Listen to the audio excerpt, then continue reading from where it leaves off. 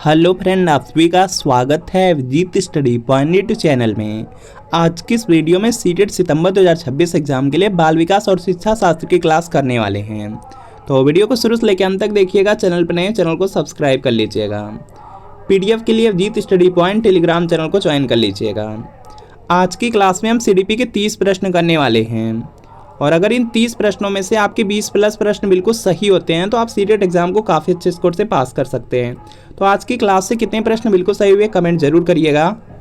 और CTET exam 5-6 सितंबर को होने वाला, बहुत कम समय बचा हुआ है। सीटेट एग्जाम में आप लोग देखेंगे 150 प्रश्न पूछा जाएगा, 150 नंबर का एग्जाम होगा। पासिंग मार्क आपका 90 नंबर है। सीटेट की सबसे अच्छी बात है कि 150 में लगभग 100 से 110 प्रश्न प्रीवियस ईयर क्वेश्चन पेपर से पूछा जाता है।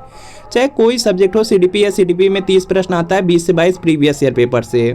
इसी तरीके से लैंग्वेज है, लैंग्वेज में हिंदी, संस्कृत, इंग्लिश, उर्दू, मराठी, कोई लैंग्वेज लेंगे उसमें देखेंगे 30 प्रश्न आएगा, 20 से 22 प्रीवियस ईयर पेपर से।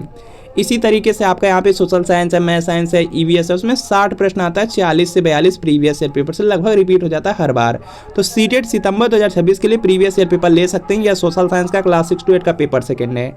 बिल्कुल इसी तरीके से मैथ साइंस का मिल जाएगा। अगर प्राइमरी चाहेंगे प्राइमरी का मिल जाएगा। इसमें जून 2011 से फरवरी 2026 तक आज तक सीटेट में जितना पेपर हुआ सबका सब पेपर इसमें दिया है।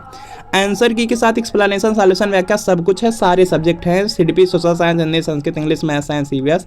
तो व्हाट्सएप नंबर है, इसी व्हाट्सएप नंबर पर आपको लिखना है CTET previous year paper. Social science या मैथ साइंस या प्राइमरी लेकर के मैसेज करना है। जैसे मैसेज करेंगे रिप्लाई किया जाएगा और आपको सिर्फ 30 की पेमेंट करनी है। जैसे 30 की पेमेंट करेंगे तुरंत प्रीवियस ईयर पेपर सेंड कर दिया जाएगा। तो व्हाट्सएप पे एक बार मैसेज करके प्रीवियस ईयर पेपर जरूर ले लीजिए। और आज की क्लास को यहाँ से कंटिन्यू करेंगे। आज की क्लास का पहला प्रश्न है और पहला ही प्रश्न आपकी सीटेट एग्जाम में पूछा गया प्रश्न है। भाषा एवं चिंतन के संदर्भ में जिन पियाजे के अनुसार निम्न में से कौन सा कथन सही है। तो इसका देखिए आपको सही जवाब करना है। 4 ऑप्शन है, चारों ऑप्शन आप लोग पढ़ेंगे। पहला दिया गया चिंतन भाषा का निर्धारण करता है। दूसरा दिया गया भाषा चिंतन का निर्धारण करती है। तीसरा दिया गया भाषा और जो चिंतन होता है दोनों स्वतंत्र प्रक्रियाएं। चौथा ऑप्शन दिया गया भाषा और चिंतन दोनों आंतरिक प्रवृत्तियां हैं। तो यहाँ पर देखेंगे जो फर्स्ट वाला है यह बिल्कुल राइट हो जाएगा, क्योंकि आप लोग पढ़े होंगे कि जो विचार होता है, जिन पियाजे ने बताया था कि सबसे पहले क्या होता है, विचार आता है। सबसे पहले विचार आता है और विचार के बाद भाषा आती है। तो यहाँ पे क्या होगा कि सबसे पहले आपका यहाँ पे विचार, भाषा, विचार और चिंतन एक है। तो विचार को ही चिंतन बोलते हैं। तो सबसे पहले क्या होगा, चिंतन। चिंतन से आपका क्या होगा, भाषा बनेगी। भाषा का यहाँ पे क्या होता है, विकास होता है। तो यहाँ पे क्या होगा, ए वाला आपका बिल्कुल राइट आंसर है। चिंतन भाषा का निर्धारण करता है और इसी से क्या होता है, यहाँ पे इसी के अनुसार पहले बच्चों का क्या होता है, विकास होता है। उसके बाद क्या होता है कि भाषा आती है। तो यह आप लोग याद रखेंगे। अगला प्रश्न है कि कोहल वर्ग के अनुसार सही और गलत प्रश्न के बारे में निर्णय लेने में शामिल चिंतन प्रक्रिया को कहा जाता है। सीटेट में बिल्कुल फिक्स है, एक प्रश्न आपका कोहल वर्ग से या जो नैतिक विकास का सिद्धांत है उससे पूछा ही पूछा जाएगा। बिल्कुल फिक्स है, तो इस पॉइंट को याद रखेंगे। तो यहाँ पे 4 ऑप्शन है, 4 ऑप्शन पढ़िए, जल्दी से आंसर करिए। कोहल वर्ग के अनुसार जो सही और गलत है, सही और गलत प्रश्न के बारे में जो निर्णय लेने में शामिल चिंतन प्रक्रिया होती है उसको क्या कहा जाता है। तो उसको बोला जाता है नैतिक तर्कड़ा। नैतिक तर्कड़ा बोला जाता है। तो यहाँ पर क्या होगा, आपका ऑप्शन नंबर सी वाला बिल्कुल राइट आंसर है। अगला देखेंगे प्रश्न है कि शिक्षा मनोविज्ञान की उत्पत्ति का वर्ष कौन सा माना जाता है। तो इसका देखिए आपको सही जवाब बताना है। शिक्षा मनोविज्ञान की जो उत्पत्ति का वर्ष है वह 1900 है, जो कि डी में दिया गया, डी वाला राइट आंसर है। मनोभाव विकसित होता है। तो इसका देखिए आपको सही जवाब करना है। तो यहाँ पे इसका राइट आंसर हो जाएगा। देखिए जो मनोभाव होता है वह जो शैशव काल होता है उसमें विकसित होता है। शैशव काल में देखेंगे बच्चों पे सबसे ज़्यादा ध्यान देने की ज़रूरत होती है और उस समय जैसे बच्चों को ढालेंगे उसी तरह से बच्चों का जो मनोभाव होता है वह क्या होता है, विकसित हो जाता है। तो शैशव काल होगा, ऑप्शन नंबर ए वाला राइट आंसर है। संज्ञानात्मक विकास का अर्थ है। तो इसका देखिए आपको सही जवाब करना है। संज्ञानात्मक विकास का मतलब होता है बुद्धि का विकास। बुद्धि का विकास हो जाएगा। तो यहाँ पर क्या होगा, आपका ऑप्शन नंबर यहाँ पे ए वाला बिल्कुल यहाँ पे राइट आंसर हो जाएगा। संज्ञानात्मक विकास का मतलब होता है बुद्धि का विकास। तो ए वाला आपका यहाँ पे क्या होगा, बिल्कुल राइट आंसर। अगला अधिगम के प्रक्रम में अभिप्रेरणा। तो इसका देखिए आपको सही जवाब करना है। तो यहाँ पे इसका राइट आंसर होगा 4 है, चारों पढ़िए ऑप्शन, उसके बाद आंसर करना रहता है। तो अभिप्रेरणा के बारे में पूछा जा रहा है। तो यहाँ पे होगा कि नए सीखने वालों में अधिगम के लिए रुचि का सृजन करती है। तो यहाँ पे क्या होगा, डी वाला राइट आंसर है। अधिगम का जो प्रक्रम होता है उसमें अभिप्रेरणा क्या करती है, मोटिवेशन क्या करता है, वह नए सीखने वालों में जो अधिगम होता है, लर्निंग होता है, सीखना होता है, उसके लिए रुचि का सृजन करता है। तो डी वाला राइट आंसर है। निम्न में से अधिगम में योगदान देने वाले मनोवैज्ञानिक कारकों में कौन शामिल नहीं है। तो इसका देखिए आपको सही जवाब बताना है। तो इसका देखिए आपको सही जवाब करना है। तो यहाँ पर देखेंगे दिया गया निम्न में से अधिगम में योगदान देने वाले मनोवैज्ञानिक जो कारक हैं उनमें क्या शामिल नहीं है। तो उसमें देखेंगे अधिगम की इच्छा शामिल है, रुचि शामिल है, प्रेरणा शामिल है। अधिगम के लिए यह तीनों क्या हैं, तीनों अधिगम में योगदान देते हैं, लेकिन जो विषय वस्तु का स्वरूप है यह कोई योगदान नहीं देगा। तो डी वाला आपका राइट आंसर है, क्योंकि आपसे नहीं वाला पूछा जा रहा है। निम्न में से कौन सा उदाहरण अधिगम को प्रदर्शित करता है। तो इसका देखिए आपको सही जवाब करना है। अधिगम का मतलब क्या होता है, अधिगम का मतलब होता है लर्निंग या सीखना होता है, सीखना को प्रदर्शित करता है। तो यहाँ पर हो जाएगा चलना, भागना, फेंकना 3 से 5 वर्ष की अवस्था में, यह क्या है, अधिगम मतलब सीख चुका है बच्चा। तो क्या होगा, सी वाला राइट आंसर है, यह अधिगम को दर्शाएगा। तो यहाँ पे क्या होगा, सी वाला आपका राइट आंसर है। नए प्रवर्गों को सीखने का एक कुशल तरीका है। तो इसका देखिए आपको सही जवाब बताना है। नए प्रवर्गों को सीखने का एक जो कुशल तरीका है वह उदाहरणात्मक जो तुलना होती है उसके माध्यम से। तो यहाँ पे डी वाला आपका राइट आंसर होगा। अगला प्रश्न आपके सामने है कि अधिगम में पुरस्कार व दंड की जो अवधारणा है किसके द्वारा प्रस्तावित की गई। तो इसका देखिए आपको सही जवाब बताना है। यह BF स्किनर ने दिया था। अधिगम में जो पुरस्कार और जो दंड की अवधारणा थी वह BF स्किनर द्वारा दिया गया था। तो यहाँ पे क्या होगा, आपका ऑप्शन नंबर यहाँ पर देखेंगे ऑप्शन नंबर सी वाला बिल्कुल राइट आंसर हो जाएगा। स्किनर अपना जो प्रयोग है वह किस पे किया था, वह अपना जो प्रयोग है चूहा पर किया था। तो उसमें देखेंगे वह प्रयोगशाला थी और प्रयोगशाला में एक चूहा था। चूहा जब भी नीली बटन को दबाता था तो उसको पुरस्कार के रूप में क्या मिलता था, भोजन की छोटी सी एक गेंद मिलती थी। जब लाल बटन दबाता था तो उसको बिजली का झटका मिलता था। तो वही दिया गया है यहाँ पे। तो यहाँ पे क्या होगा, आपका ऑप्शन नंबर सी वाला राइट आंसर है। बाद में एक चूहा क्या करने लगता है कि जो नीली बटन है उससे उसको भोजन मिलता था, तो भोजन वाले को बार बार दबाता था, बाकी जिससे झटका मिलता था लाल बटन उसको नहीं दबाता था। तो यहाँ पे क्या है, सी वाला आपका राइट आंसर है। शैक्षिक भ्रमण अधिगम के लिए आवश्यक साधन क्यों है। तो इसका देखिए आपको सही जवाब बताना है। देखिए दिया गया है शैक्षिक भ्रमण अधिगम के लिए आवश्यक साधन क्यों है, मतलब कि आप शिक्षा के लिए जो घूमते हैं या कहीं पे घूम रहे हैं तो उसके लिए वह क्यों जरूरी है अधिगम के लिए। तो यहाँ पे इसका राइट आंसर हो जाएगा। इससे क्या होगा कि जो भ्रमण आप कहीं पर घूमने जाते हैं तो उससे जो उस स्थान से जो ज्ञान प्राप्त होता है वह अस्थायी होता है। तो यहाँ पे क्या होगा, डी वाला बिल्कुल यहाँ पे राइट आंसर होगा। डी वाला बिल्कुल यहाँ पे राइट आंसर है। जैसे आप लोग बहुत सारे यहाँ पे सुनते होंगे कि पर्वत होता है, घाटी होता है, पर्वत होता है, घाटी होता है, या हिमालय का नाम सुने होंगे, या आप यहाँ पे माउंट एवरेस्ट हो गया, इन सब का नाम सुनते हैं। लेकिन अगर आप लोग जा कर के वहाँ पर देखते तो उसके बारे में और ज़्यादा अच्छी तरीके से आपको क्या होता, अधिगम होता, मतलब उसके बारे में और ज़्यादा सीखते। ऐसे में आपको दिमाग में सोचना पड़ता है कि पर्वत कैसी होती है, घाटी कैसा होता है, हिमालय कैसा होता है। अगर इसको खुद आप देखे रहते तो उसमें क्या होता है कि बहुत अच्छे से आप सीख पाते और जो आपको ज्ञान मिलता वह बिल्कुल अस्थायी ज्ञान रहता। तो यहाँ पे क्या होगा, डी वाला राइट आंसर होगा। भ्रमण के स्थान से प्राप्त जो ज्ञान होता है वह अस्थायी हो जाता है, अस्थायी होता है। निम्नलिखित में से कौन सी शिक्षण अधिगम से संबंधित समस्या है। तो इसका देखिए आपको सही जवाब बताना है और यहाँ पे इसका राइट आंसर हो जाएगा शिक्षण अधिगम से संबंधित समस्या है। तो इसमें देखेंगे विषय वस्तु को अगर समझने की समस्या है तो यह शिक्षण अधिगम से संबंधित समस्या है। तो यहाँ पे ए वाला राइट आंसर है। कक्षा कक्ष में अनुशासनहीनता कर रहे हैं या परीक्षा में नकल कर रहे हैं, कक्षा में देरी से पहुंच रहे हैं, ये सब अलग विषय है। यह शिक्षण अधिगम से संबंधित समस्या नहीं है। शिक्षण अधिगम से संबंधित वह समस्या है जो कि विषय वस्तु को अगर आप समझ नहीं पा रहे हैं। तो ये वाला राइट आंसर है। निम्न कथनों में से कौन सा प्रश्न कौशल के लिए सही नहीं है। तो इसका देखिए आपको सही जवाब करना है।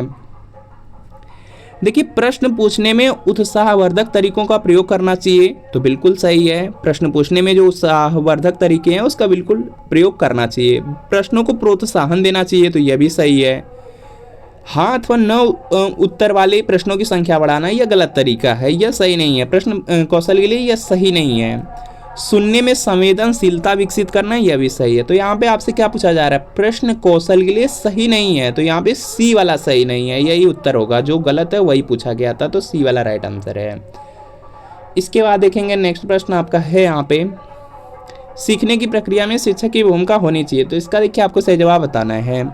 सीखने की जो प्रक्रिया है उसमें जो शिक्षक की भूमिका होती है वह सुगमकर्ता की होनी चाहिए, मतलब उसमें क्या करें, मदद करें टीचर। तो यहाँ पे ए वाला आपका राइट आंसर है।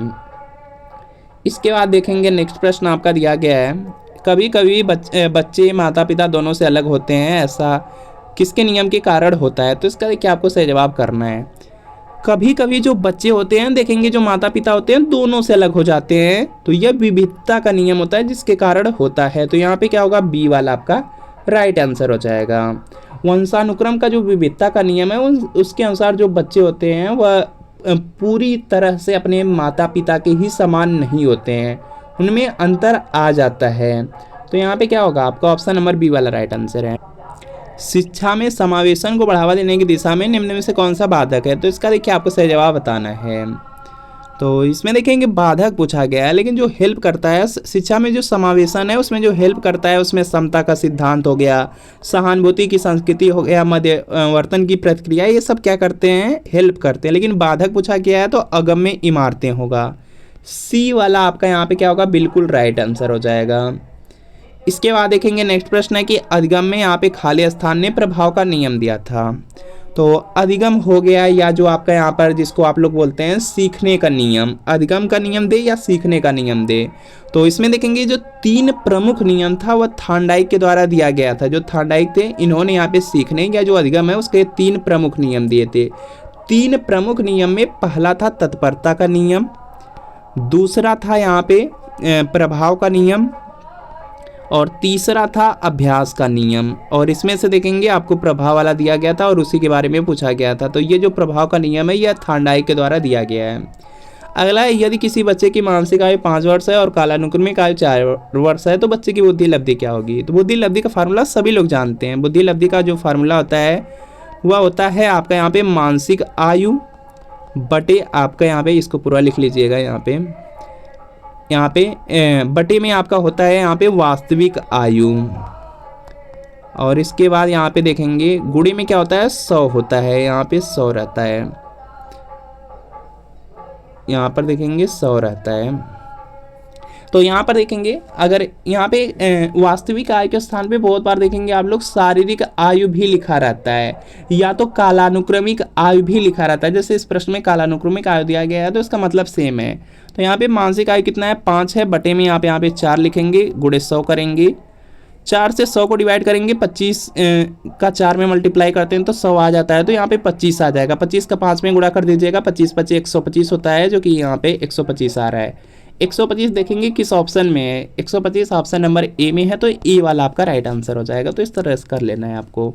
मनोवैज्ञानिक थार्नडाइक ने व्यक्ति को किस आधार पे बांटा है। तो इसका देखिए आपको सही जवाब करना है, और यहाँ पे इसका राइट आंसर होगा, देखिए यहाँ पे दिया गया थार्नडाइक जो थे उन्होंने व्यक्ति को किस आधार पे बांटे हैं। तो उन्होंने यहाँ पे चिंतन और कल्पना जो शक्ति है उसके आधार पे वर्गीकृत किया है। तो यहाँ पर ए वाला आपका राइट आंसर हो जाएगा। अगला देखेंगे प्रश्न आपका दिया गया है यहाँ पे अगला प्रश्न आपका दिया गया है कि नवीन ज्ञान की प्राप्ति होती है। तो इसका देखिए आपको सही जवाब बताना है। नवीन ज्ञान की प्राप्ति कैसे होती है, ज्ञान स्थानांतरण के द्वारा या रटने के द्वारा या अनुभव द्वारा, नवीन अर्थ ढूंढने के द्वारा, या उपरोक्त में से कोई नहीं। तो नवीन ज्ञान की जो प्राप्ति होती है अनुभव द्वारा, नवीन अर्थ ढूंढने के द्वारा होती है। तो सी वाला राइट आंसर है। शैक्षिक विकास में मूल्यांकन का अर्थ है। तो इसका देखिए आपको सही जवाब करना है। शैक्षिक विकास में जो मूल्यांकन का अर्थ होता है वह होता है ज्ञान क्षमता का मूल्यांकन करना, जो कि डी में है, डी वाला आपका राइट आंसर है। अगला है वाणी दोष नहीं है। तो इसका देखिए आपको सही जवाब करना है, और यहाँ पे इसका राइट आंसर होगा, देखिए ध्वनि परिवर्तन और अस्पष्ट उच्चारण दिया गया, अस्पष्ट उच्चारण दे दिया तो यह वाणी दोष होगा। यहाँ पे दिया गया हकलाना और तुतलाना, यह भी क्या होगा, वाणी दोष होंगे। तीव्र और अस्पष्ट वाणी, तो यह भी वाणी दोष होगा। पूछा गया वाणी दोष कौन सा नहीं होगा, धीमी आप बोले या तेज गति से बोल रहे हैं तो यह कोई आपका वाणी दोष नहीं है। तो यहाँ पे क्या होगा, बी वाला राइट आंसर है। आपकी इच्छा, स्लो बोलिए या आप यहाँ पे तेजी से बोलिए, कुछ भी बोलिए, उससे कोई अंतर नहीं होता। तो बी वाला क्या राइट आंसर है। अगला, यदि पूर्व ज्ञान व अनुभव नए प्रकार के सीखने में सहायता करते हैं तो उसे कहा जाता है। तो यहाँ पे इसका राइट आंसर हो जाएगा, उसको बोला जाता है सकारात्मक प्रशिक्षण स्थानांतरण। तो यहाँ पे क्या है, बी वाला बिल्कुल यहाँ पे राइट आंसर है। यहाँ पे क्या होगा, बी वाला बिल्कुल यहाँ पे राइट आंसर हो जाएगा। इसके बाद देखेंगे नेक्स्ट प्रश्न आपका है यहाँ पे, अभिप्रेरणा का प्रत्याशा सिद्धांत किसके द्वारा दिया गया है? तो इसका देखिए आपको सही जवाब करना है, और यहाँ पे इसका राइट आंसर होगा विक्टर ब्रूम के द्वारा दिया गया था, तो ये वाला राइट आंसर है। निम्न में से कौन विकास की विशेषता नहीं है? तो इसका देखिए आपको सही जवाब करना है, विकास की विशेषता में संचयी होना, दिशात्मक होना होता है, और यहाँ पर देखेंगे विशिष्ट होना भी होता है, लेकिन अनियंत्रित और स्वतंत्र होना ये नहीं होता है। तो यहाँ पे क्या होगा, आपका ऑप्शन नंबर जो डी वाला है, डी वाला बिल्कुल यहाँ पे राइट आंसर है। अनियंत्रित और जो स्वतंत्र होना है यह कोई विकास की विशेषता नहीं है, यह पॉइंट याद रखेंगे। अगला है, कोहलर निम्न में से किससे संबंधित हैं? तो इसका देखिए आपको सही जवाब करना है, और यहाँ पे इसका राइट आंसर होगा, कोहलर ने दिया था अधिगम का सिद्धांत। ऑप्शन नंबर जो डी वाला है, डी वाला आपका बिल्कुल राइट आंसर हो जाएगा। और कोहलर ने ही जो सूर्य का सिद्धांत है, या जिसको अंतर्दृष्टि का सिद्धांत बोलते हैं, दिया है। चेस तथा कार्ड को निम्न में से किसमें वर्गीकृत किया जा सकता है? तो इसका देखिए आपको सही जवाब करना है, और चेस हो गया, और चेस को शतरंज बोलते हैं, और जो कार्ड हो गए ये सब बौद्धिक खेल की श्रेणी में रखे जाते हैं, बौद्धिक खेल की श्रेणी में। ऑप्शन नंबर बी वाला बिल्कुल राइट आंसर है। अगला प्रश्न आपके सामने है कि सीखने की प्रक्रिया में जो सीखने का स्थानांतरण है हो सकता है? तो इसका देखिए आपको सही जवाब बताना है। देखिए, जो सीखने की प्रक्रिया में सीखने का स्थानांतरण है, यह सकारात्मक भी हो सकता है, नकारात्मक भी हो सकता है, शून्य भी हो सकता है। तो यहाँ पे क्या होगा, डी वाला राइट आंसर होगा, ये सभी हो सकते हैं। यहाँ पे मनोग्रस्ती बाध्यता विकृति एक है, तो इसका देखिए आपको सही जवाब बताना है। देखिए, जो मनोग्रस्तता है उसके बारे में पूछा जा रहा है, तो यहाँ पे इसका राइट आंसर होगा, यह चिंता की विकृति है, जो कि यहाँ पे दिया गया सी वाले में। सी वाला आपका क्या है, राइट आंसर हो जाएगा।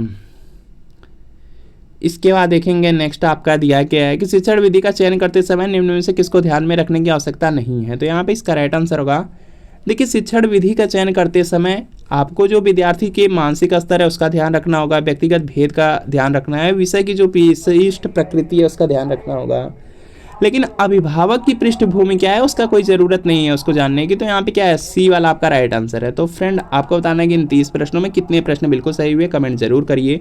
वीडियो अच्छा लगा वीडियो को लाइक करिए, चैनल पर नए चैनल को सब्सक्राइब कर लीजिए। सीटेट 5-6 सितंबर को होने वाला है, बहुत कम समय बचा हुआ है, तो प्रीवियस ईयर पेपर लेकर के अपनी जो तैयारी है उसको कंप्लीट जरूर कीजिए। और व्हाट्सएप नंबर यहाँ पे दिया गया है, सिर्फ 30 की पेमेंट है, जल्दी से पेमेंट करके प्रीवियस ईयर पेपर लेकर के जरूर पढ़ लीजिए।